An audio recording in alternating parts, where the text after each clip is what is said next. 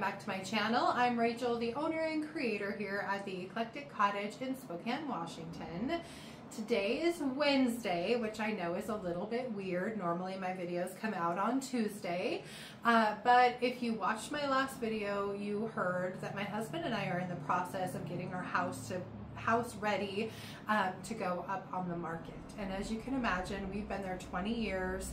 There's a lot of work to do, a lot of stuff to move, just a lot. And so things have been just a tad hectic in my home life, and it has taken a little bit away from my work life, unfortunately, which means I just haven't had the time to be here on my days off like I normally am to finish up projects and get YouTube things ready for my videos. And I'm sure you've noticed the last few videos especially have been really late, and that's kind of why.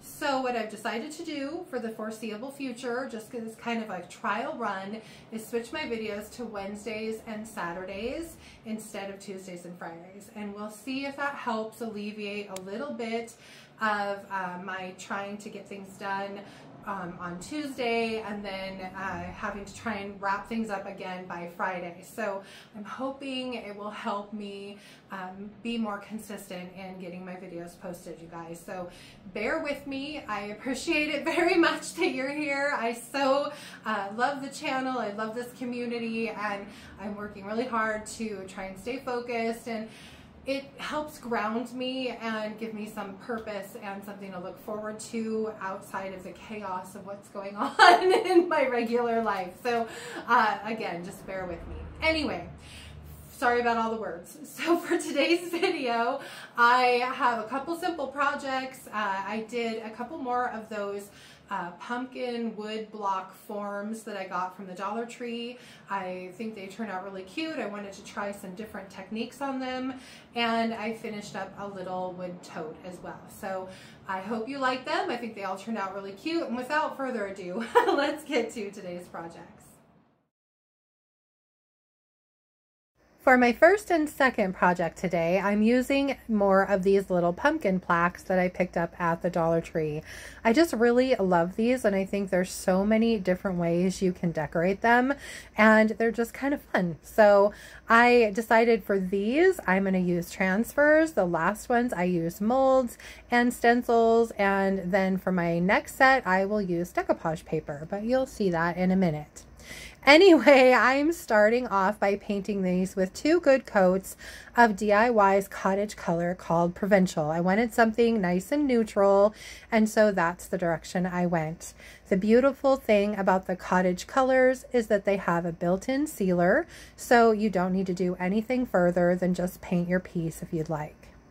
Then it's on to my transfers, and for this I chose the set that just came out in the new release called Autumn Splendor, and I absolutely loved this little coffee mug, so I am placing that on the little skinny pumpkin.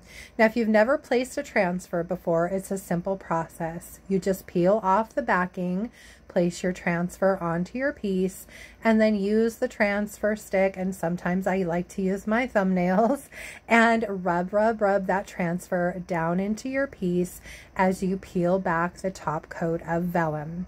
Now if you do inadvertently pull up a little piece of your transfer, just lay that vellum back down and re-rub that spot until all of your transfer is completely adhered to your piece.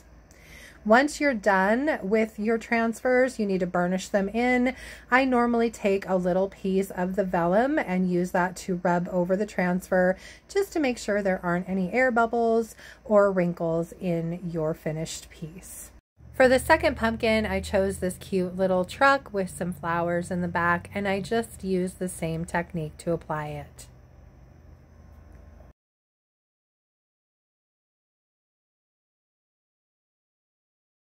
Now most of the time you're going to need to protect your transfer with some sort of a top coat. In this case, I decided to go with DIY's Liquid Patina. It's a clear drying liquid top coat that has a nice matte finish to it, which is the look I wanted for these guys. I absolutely love how they turned out. I hope you guys do too.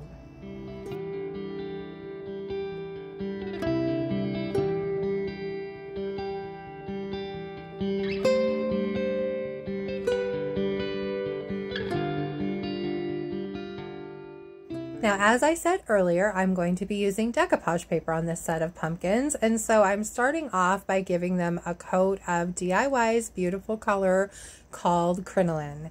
Now, if you follow me, you know this is one of my favorite colors, and I love it underneath the decoupage paper because it helps make all of the detail and the images stand out. Now for these, I decided to go in a little bit of an unconventional direction. I'm using this gorgeous paper by Roycycled Treasures called Wallpaper.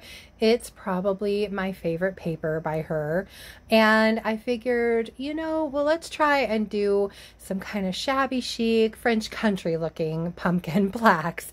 So I am using DIY's liquid patina to lay these down, and I'm just putting a nice even coat on the pumpkin, then placing my decoupage paper down over that, and then going back over the decoupage paper with another coat of the liquid patina.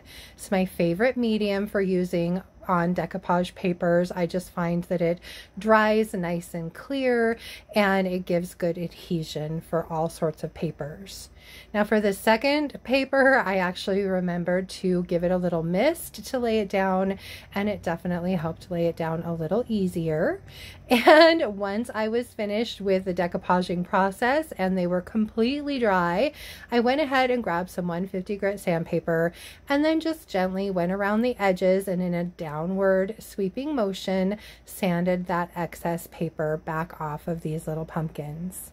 Now, I went over in my head several different options to finish these with, and I honestly tried stamps on the tall skinny one, and you'll notice my decoupage paper looks a little different. It's because I ended up having to sand it off and start over. I like this look a little bit better though. The stamps just did not work for me on this, so I decided instead to go with a little bit of ribbon. So I'm using my lasagna ribbon method. I just cut a couple pieces of flour sack cloth that I have stained with coffee, added a little strip of lace, tied those up with another strip of the flour sack cloth, and then just hot glued those right onto the front of my pumpkins. Then I added a little piece of bling. I found all my little bling pieces on Amazon. I cut off the brooch piece though, the pin, and then just glued those down. And then these guys are done. I really love how they came out. What do you guys think? Would you do Victorian pumpkins or no? Let me know what you think in the comments below.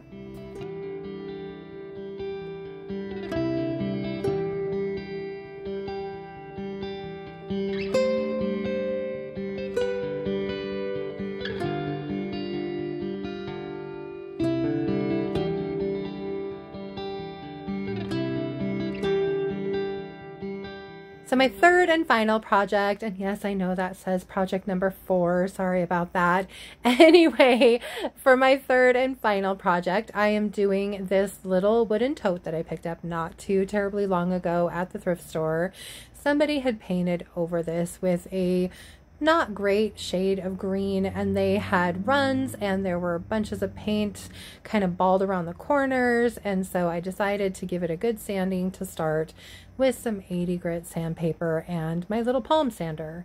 Then I brought it in, I washed it off in my sink, let it dry, and then began to paint it. For this, I had already decided I wanted to go with kind of a darker neutral color, so I picked Prairie Gray by DIY. It's such a beautiful neutral, great for any season, and I did end up having to go over that green with what I would call 2.5 coats of the Prairie Gray. I just needed a third coat in a couple of places to completely cover up that green. Now, I already knew I wanted to put decoupage paper on the sides of this, or the front and back of it, whatever you want to call these pieces. And you'll notice I'm leaving the Prairie Gray underneath my decoupage paper. A couple reasons for that. Number one, I like the fact that Prairie Gray pretty much matches the background of the paper itself. And number two, I wanted this to have kind of a darker, moodier feel to it because I am going to be using it for fall decor, and I didn't want it to look too, I guess, springy would be the word that comes to mind. So I felt this was a good way to kind of tone down the paper just a little bit. So I'm using the same procedure as I did with the pumpkins, laying down a nice coat of DIY's liquid patina. For these thicker papers, I just add a little bit more of the patina. You just want to make sure you still have a nice even coat of it. Laid my paper down and kind of rubbed it down onto that patina, so I made sure it had good adhesion. And then I'm going over it with a second really good coat of the liquid patina.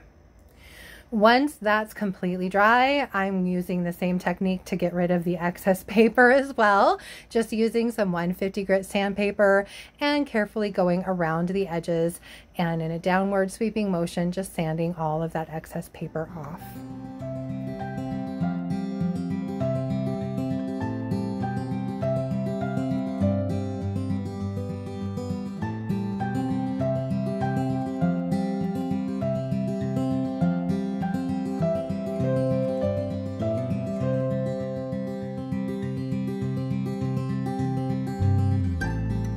Now, since the sandpaper made some of the green show through, I ended up going around the edges with some more of the Prairie Gray and just covering that up. Then I grabbed a casting that I had made and painted it with faded burlap and set it aside to dry and moved on to sealing my tote. And for that, again, I am just using one good coat of DIY's liquid patina in clear.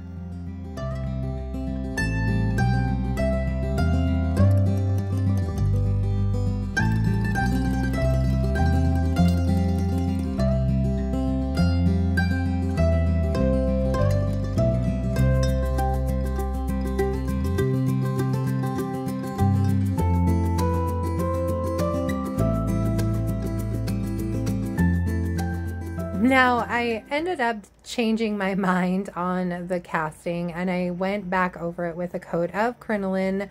I just didn't think that the Prairie Gray and the faded burlap was enough contrast for me.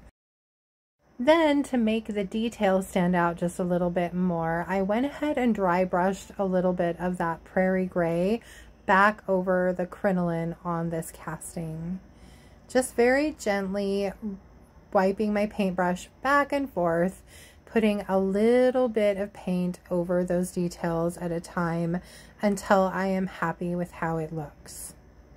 Once that's finished, I need to seal it. So again, I'm just using a quick coat of the clear liquid patina over the top of my casting.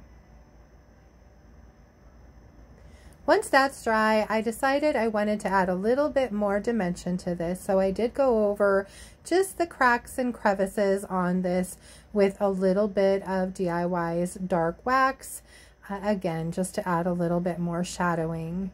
Then I set my casting aside and moved on to stamps. And I have these sets of stamps that I bought off Amazon years ago, and I'm using the uppercase set to spell out the word hello, and the lowercase set to spell out the word pumpkin. I'm using Stazon ink to ink up my stamps, and I'm just lining them up on a piece of plastic backing board and then gently placing them on my tote and then rubbing my fingers over them to make sure that I have a good impression.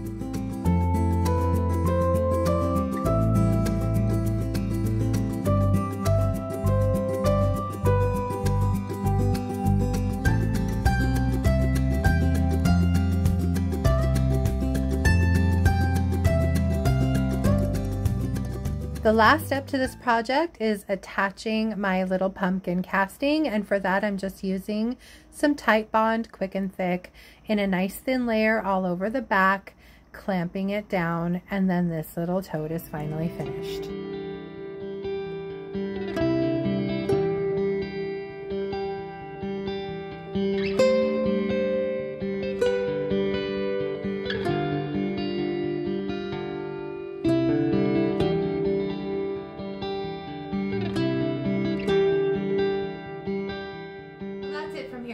Guys, I hope you liked my little wooden pumpkin forms. I'm having so much fun trying different things on those. I'm honestly thinking about having a little make and take class here at the cottage for people to come in and make their own set of those. And so I'd love your guys' feedback. Let me know what you think of them. I hope you enjoyed today's video. If you did, please remember to give it a thumbs up. I so appreciate that. If you haven't already, I would really love it if you would subscribe to my channel and then just hit the little notification bell so you don't miss anything. And then of course, don't forget to drop a comment below. Let me know, did you have a favorite project today? And what did you guys think of the pink and white pumpkins? Let me know in the comments below. Just a quick reminder too, the paint and products you see me use can be purchased through me at my website, and that's www.theeclecticcottagespokane.com.